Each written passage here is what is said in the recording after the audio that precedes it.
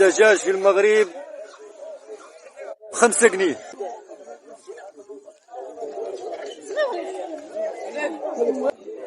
ب6 دراهم هاد الصغيورة. وهاديك شحال هاد الكبيرة هادي؟ هذا 5 دراهم. 100 ريال. شحال دايرة هاد؟ 150. 150. قصب السكر المسموح في نظام الدكتور ضياء العوضي الله يرحمه.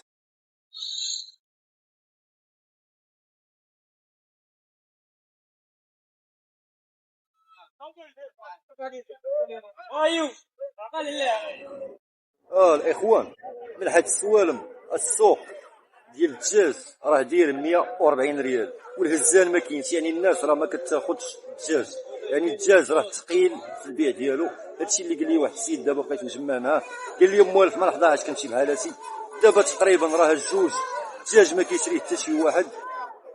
بالنسبه للمصريين باش يفهموا، الدجاج في المغرب ب5 جنيه. 5 جنيه. الاخر بلا ما نبقاو داويين، هاد الشعب هذا بنادم مرض في عقله. قسما بربي العظيم اللي كتجبد كاميرا بحال اللي جبدتي فردي غتسيري فيه، ماشي بشحال هاد المغاربه. انا قسما بالرب العلي العظيم، وانت تجبد التليفون بحال اللي ولا ما تصورنيش، ما تزعطش عليا، انت كي بحال اللي جاب علي فردي.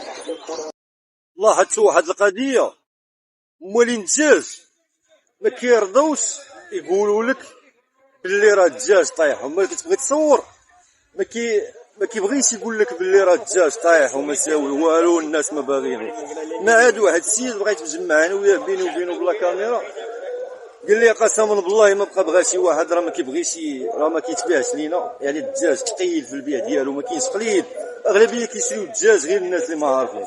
وانا من هذا المنبر كنقول لكم باللي راه الدجاج مريض، وحنا راه قاطعينه وغادي نبقاو قاطعينه حياتنا كامله، يعني ماشي ديك اللعبه غدوز المده وغادي نعاودو نشريو. لا، الدجاج والبيض والحليب انا حرمته على نفسي الى يوم يبعث.